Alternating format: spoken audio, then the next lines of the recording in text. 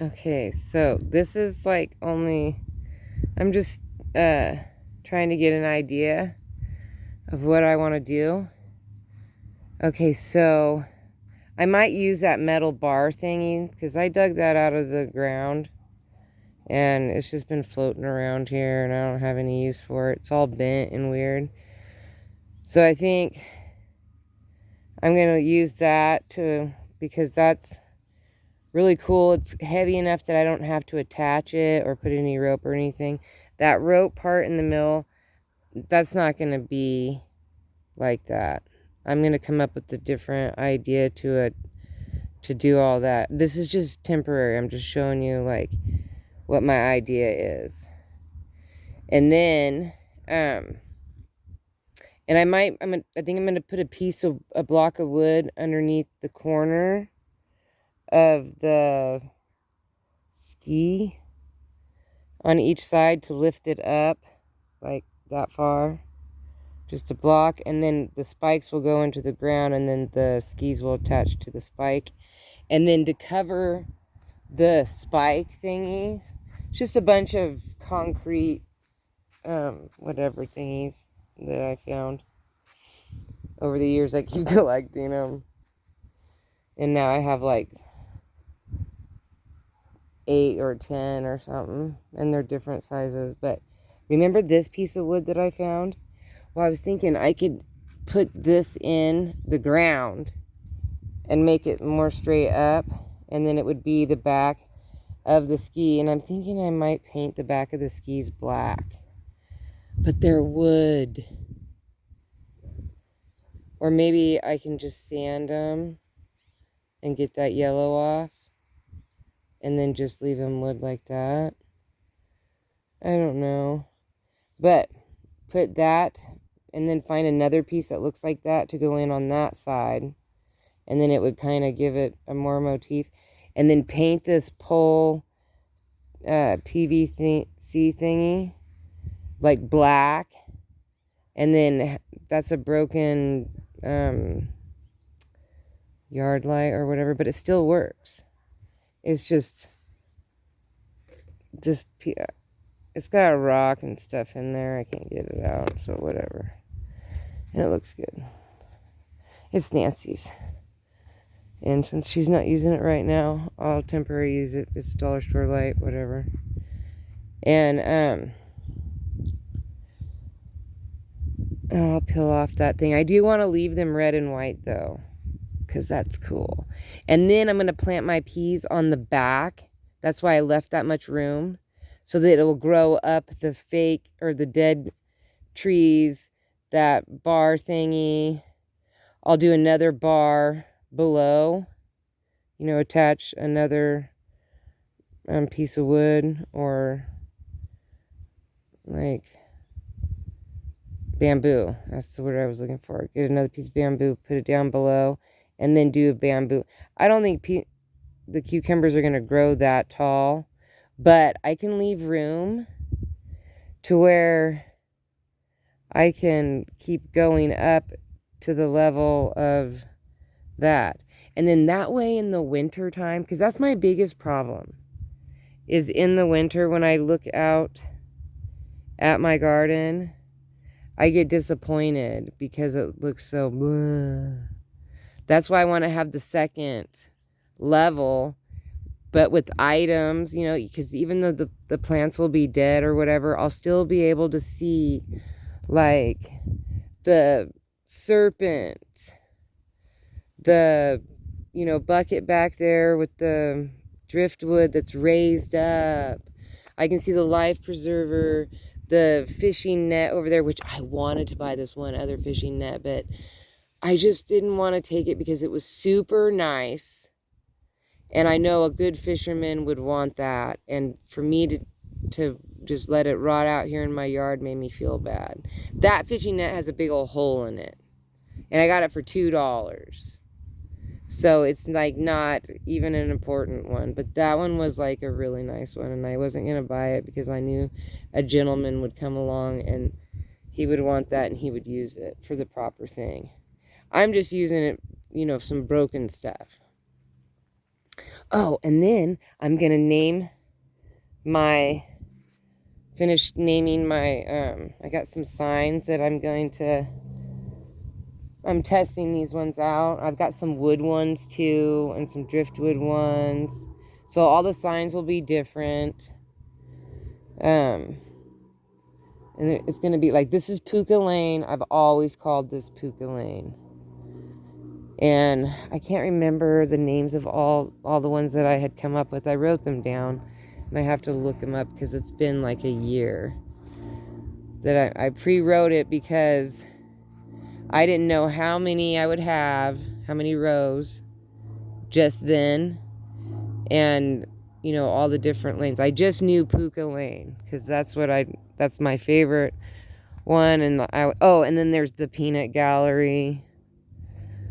Like this one's the Heart one.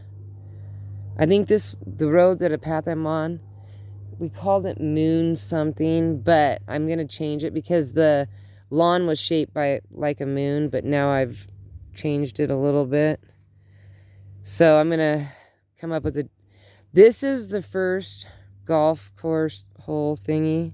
See, like right now, if Serenity wasn't at school, we would be playing golf right here, and that's our hazard, that mud puddle.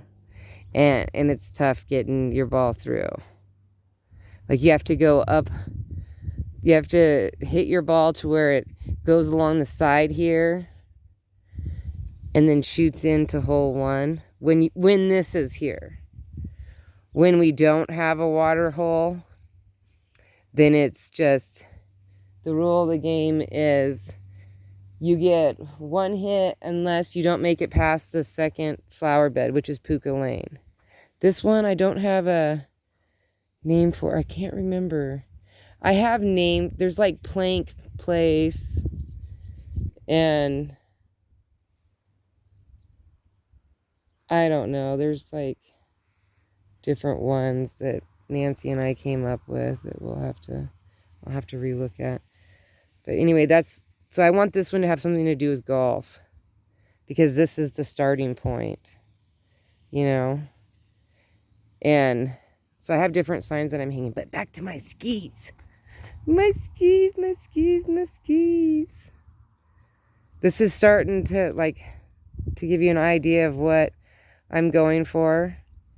And I want to plant cucumbers on it. And I actually want to do it in that bed over there.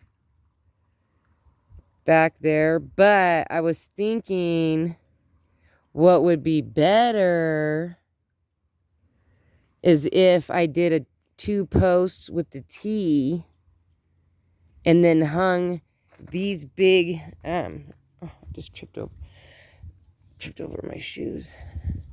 Hang these big baskets, like bam, bam, and then I'll like attach them to the edge there. And then I could do, like something in those baskets. I'm going to do peas right here. That's what my plan is. I want cucumbers on the skis. Oh. I could do 2. Oh, how am I going to? I need a truck. I need to get 2 posts, which I would rather have driftwood. And then 1 post here, 1 post on that corner. Okay, and then instead of a piece of driftwood going across, I could take that snowboard and flip it upside down to where the feet, so the post would have to be closer though, but that's fine. I could do post, and then have the feet of the snowboard in the posts. Yeah, but how can I hang those baskets off that snowboard without breaking it? Huh. I'm going to have to think about that. No matter what, the snowboard is a good buy, because if worst case, how I look at something when I buy it is worst case scenario, what could I use it for? That's the number one. Then comes all the other fancy ideas. And then as your fancy ideas get fancier and fancier, more wild and crazy, you start breaking them down and you're like, okay, this probably isn't going to work. Like that whole cool idea I just had probably isn't going to work because I want to hang baskets off it. But I still want to do the whole post thing, T-post. And then I still want to hang the baskets off it. I just have to go a different route. But even if I can't come up with a super cool idea for my snowboard, I can easily, because I'm going to put in a new fence right here that separates this. I know I'm separating my lawns, but I have a reason for that. There's just a reason. So I want to do a taller fence. I want it to be 4 feet. This one's a 3 foot. I'm going to take this 3 foot out, put in a 4 foot, and then I want to put this brown stuff right there to that way the snow doesn't drift over into my yard in the winter time. And then I'm going to put the brown stuff on the other side of the fence and hook it on. And then on this side, I want the fence to be really sturdy. I want to get a really nice, I'd like to get cattle fencing, to be honest with you. Like 1, 2, I need like 4 pieces. And then stake those in, put the brown stuff on the other side of the cattle fence, and then I can take the snowboard and hang them, and then the whatever, because it just gives it more windbreak. And if the more windbreak that I can get into my yard, the better my garden will be, because I can control the element just a little bit more. It's the wind chill that does the most damage, I think, to my plants. It's not the snow. It's the wind chill. So, if I can cut that wind, especially low level, and I can tell when I come out here, that's why I always put the sunflowers back there, is because I have that wind chill, or that wind blocker, and it prevents all my sunflowers from blowing over. And then at the same time, it blocks the wind for inside my yard, so all this stuff doesn't get whipped around. It used to be that my water wheel would get knocked over. This bench thing got knocked over already once this year. That's why I went and found those pieces of wood and stuck those in to give it more of a blocker thingy, you know, like hopefully, because it just like sways it just a little bit. I'm gonna fix it this winter, pound these corners down when all this stuff dies down. I just don't like to do it when it's all fluffed up like this.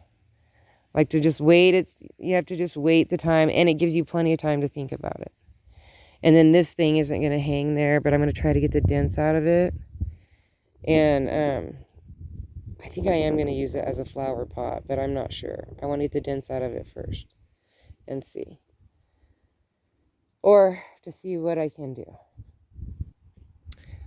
But it might end up in my second layer of my garden, so that way when I look out, I can still, you know, when I see the skis, I know that cucumbers are going to grow up that. When I see the arch, I know peas are going to grow up that. And you know what I mean? In the wintertime, it gives me more of a vision for my spring and summer. It gives more of a idea, and it's fun. These things are fun to use, to restore, and to come up with cool ideas. But this is totally working. Like, my whole idea on this was spot on. The snowboard, I haven't come up with something as cool yet. But, because I don't want to stick it into the ground. I want it to be, I would like to have it like this, with the 2 stakes, and then put like a couple pots on top of it maybe, and just secure the pots on top. That way the wind can't knock them over or whatever. I'm not saying it has to be really super high up in the air, but, you know, like on the second. Once I get the wind really under control, I'll be able to do a lot of stuff on the second layer. Like I'm going to do a hanging garden on the palette. Now I did do that palette over there, and that's a test. And I like the palette. I like it's there. The problem that after testing it out for the whole entire summer is it's constantly shady right here. The sun does not get right here. So that's a downfall on it, which is okay because I can put something that has like partial shade in like one of the barrels or something and put it right here.